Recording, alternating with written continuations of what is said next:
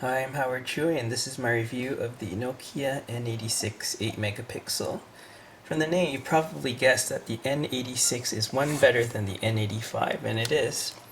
Really, the N86 is a combination of the N85 and the N86.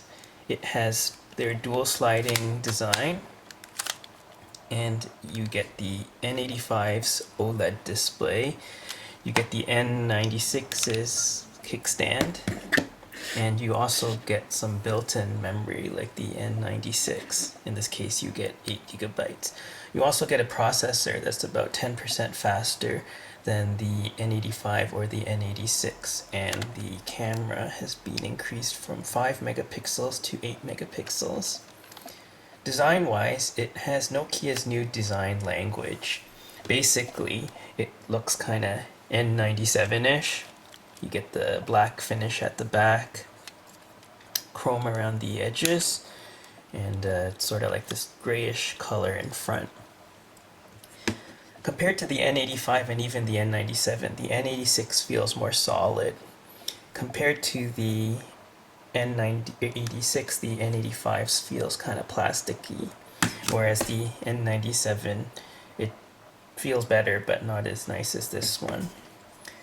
Now, compared to the N85, the N86 is a little bit wider and it's just a tiny bit thicker. They're both the same, about the same length.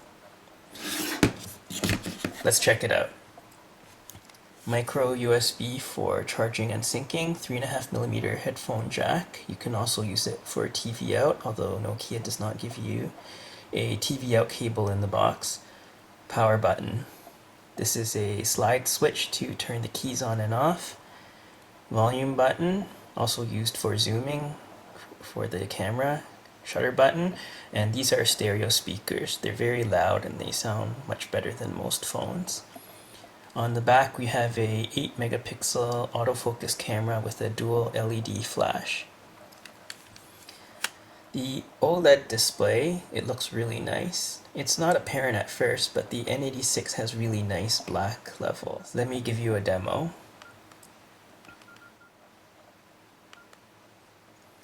So this image is all black, and here is a iPhone screen. I guess you can't really tell from the picture here, but the iPhone screen, even when it's off and this is on, this looks more black. So anyways, the OLED goes blacker, and so pictures have more contrast.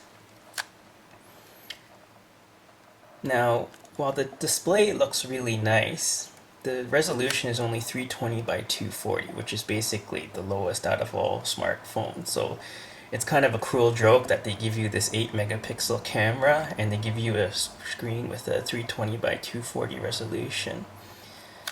Okay, since we're talking about the camera, it doesn't have a dual xenon flash, like a bulb flash, but it does just fine with the dual LEDs, so I don't really have any complaints about that. Here's the sliding cover. You slide it open and the camera launches. So let's try it out. Now it's kind of hard to tell here, but the N86 is really good when it comes to taking pictures in the dark. It's not dark right now, but it's very good at taking pictures in the dark when the subject is really close. The N86 knows how to adjust the flash so that the picture looks really, really good. Picture quality, yeah, it's pretty good. While 8 megapixels may seem like overkill, it does give you a lot of flexibility with cropping. Besides picture quality, their other area where the N86 is really good is that in the dark, it knows to not make the shutter too slow, so that even when it's dark, you still don't get blurry pictures. Most camera phones, I find, they always get blurry in the dark. So that, coupled with the ability to adjust the flash, makes the N86 a really good low light camera. Pictures can be sorted by tags or by albums. Some extra features include geotagging and face detection, although I found the face detection didn't work that often. Well, I was pretty happy with the picture quality. I wasn't that impressed with the picture viewer. While the picture viewer looks nice, the N86 lacks the processing power to keep up with the 8 megapixel images. Basically, the N86 has a 369 megahertz processor, I think, and 5 megapixels. On the N86, you get 10% more CPU power, but 60% more resolution. So often, there is a long pause when you zoom in and when the N86 draws the picture in high quality. Let me show you what I mean. So I'm going to zoom in and view this picture. You'll notice that it hasn't drawn it in high quality yet. Okay, there it goes. But you can really tell that the N86 needs some more processing power here. Now let's talk about the browser. In the past, Nokia's browser was one of the better ones on the market, and while it's still decent, these days it's being surpassed by some of its competitors as far as speed and ease of use goes. Now the N86 browser supports Flash, but what I find is that Flash actually slows the phone down a lot. So what I do is I turn Flash off, and then when there is a Flash animation, like right here, you can click it, and then the N86 will load it. Oh, and then it will tell me that this version of Flash doesn't support it. Anyways, that's what I do normally.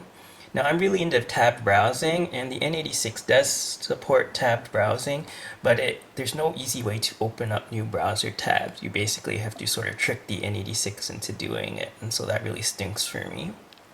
There are some small improvements with the N86 browser. You can press 5 and it will load shortcuts that you can use with the browser. Out of the box, the N86 is a little lacking when it comes to uploading images to the internet. Basically, when you take an image, there's only 3 options to upload them. You can upload them to Flickr, Vox, or Ovi. Ovi is Nokia's it's their website anyway. So there's no support for YouTube or, well, for your videos, no support for uploading to YouTube, Facebook, etc. Now the N86 has some neat voice features. Besides voice recognition, it also has text to voice. So there's this program that can read you your text messages. It's very useful when you're driving, and you can launch it from the home page by just pressing there. You see? New text message from Mir number. The call number of calls missed 01014168. Now let's talk about email. You can use Nokia's Nokia email application, which gives you push email. It works okay for me. It does go down occasionally, and apparently, while it's free right now, it's going to be a paid application eventually. There's also support for mail for exchange. Now, as with all N-series phones, the N86 comes with everything but the kitchen sink. Some of the more interesting areas is HomeNet, a DLNA application. So if you have a fancy DLNA-enabled TV or a PlayStation 3, you can use that to browse photos on your N86.